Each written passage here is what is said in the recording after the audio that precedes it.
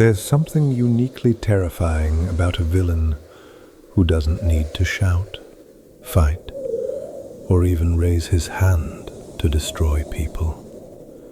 Johan Liebert, the golden-haired boy from Monster, is one of those figures. A whisper, a glance, and the world collapses around him. Today, I'm stepping into his mind to understand how a person can become both invisible and unstoppable. This is the psychology of Johan Liebert.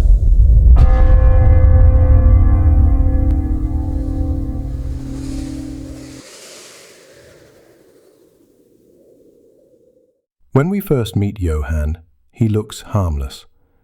Calm voice, gentle smile. If you passed him on the street, you'd forget him in seconds. And that's the first clue. Johan survives because he's forgettable. He hides in plain sight. Years earlier, Dr. Kenzo Tenma saved his life after a gunshot wound, a heroic act. But it set a monster free. From that moment, Johan moved through Europe leaving no fingerprints, no motives, no witnesses. Only tragedies that looked like coincidences. What fascinates me is that no one can even prove Johan exists. He's not a killer you can arrest. He's a shadow in other people's crimes. To understand him, we have to go back to where he was made. Kinderheim 511, an orphanage built to erase humanity itself. The children there weren't taught names, only obedience. They were fed philosophy, violence, and isolation until they forgot who they were. Johan and his twin sister survived that place, but what came out wasn't a normal child. He learned that identity is fragile, that if you strip people of their names and memories, they become clay you can mold. Watching the slaughter at the Red Rose Mansion sealed the lesson. Life has no inherent value. People are disposable, and once you believe that, morality stops existing. Johan doesn't kill for pleasure or revenge. He kills to prove a point, that existence itself is meaningless. He tells victims they're the only one in the world, and then tears that world away. He shows them that individuality is an illusion. What makes him terrifying is the calmness behind it. He isn't emotional. He's almost compassionate when he destroys someone's soul. To Johan, death isn't evil. It's mercy, a release from the chaos of being alive. In a strange way, he acts like a philosopher, proving a theory. If nothing matters, then anything is permitted. Johan never forces people. He guides them. He listens so well that people confess their deepest fears within minutes. Then he uses those fears like strings on a puppet. He mirrors emotions, adapts to expectations, and gives people exactly what they crave. Attention, validation, or redemption, before twisting it into despair. Remember the man on the rooftop? Johan simply spoke to him. By the end of that conversation, the man stepped off the edge by choice. That's the genius. Johan doesn't take lives. He convinces others to give them up. Tenma is everything Johan isn't. Compassionate, moral, desperate to do good. Their relationship is a paradox. The doctor who gave life must now take it away. Johan keeps resurfacing just long enough to remind Tenma that every death traces back to that one act of mercy. Tenma represents accountability. Johan, the consequence of indifference.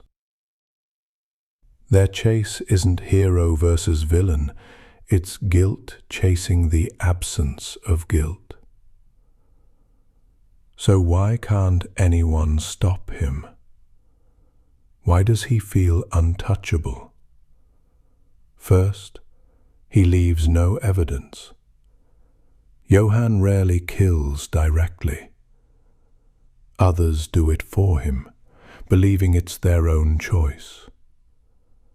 Every crime scene points to someone else. Every witness contradicts the next. Second, he has no fixed identity. Sometimes he's Johan Liebert. Sometimes he's a university student, a banker, or the missing son of a wealthy family. He forges lives as easily as most people change clothes. When investigators close in, that identity simply disappears. Third, he erases the people who know him. Those who uncover the truth either die mysteriously, go insane, or vanish in fear. Even Tenma, the man hunting him, often doubts Johan's reality. Fourth, his psychological control makes resistance impossible. Johan studies people until he knows exactly where to press. A single sentence from him can dismantle a person's entire will. How do you fight someone who already owns your thoughts? Finally, he's untouchable because he isn't fighting to live. You can't threaten a man who doesn't fear death. Johan walks into danger smiling because existence itself means nothing to him. That serenity, that utter detachment, makes him immune to consequences. Legally, he's invisible. Morally, he's beyond reach. Emotionally, he's hollow. That combination makes him unstoppable. In the storybook within the series, there's a creature who eats people's names so it can fill the emptiness inside. But after consuming everyone, it's still alone, because it has no name of its own. That's Johan. He exists only through others. Every identity he steals eventually collapses, leaving nothing behind. He isn't just a character, he's an idea, the void that forms when humanity forgets its own value. Some say Johan is pure evil. Others see him as a victim, a child engineered by trauma. Psychologically, he fits traits of antisocial personality disorder. No empathy, no remorse, shallow affect. But philosophy adds another layer. He's a nihilist who acts on his belief. If life has no meaning, why not test the limits of morality? Yet there are cracks in that armor.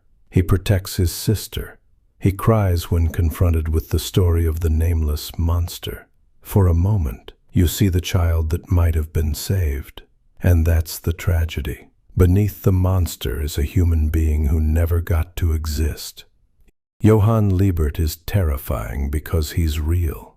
Not as a person, but as a possibility. He shows what happens when intelligence meets emptiness, when trauma meets detachment. He's untouchable, not because he's invincible, but because he has already let go of everything that can be taken from him. In the end, Monster isn't about catching a killer. It's about confronting what's left of our humanity when we stare into the abyss, and the abyss smiles back. So I'll ask you, is Johan a monster, or just what we become when the world stops caring?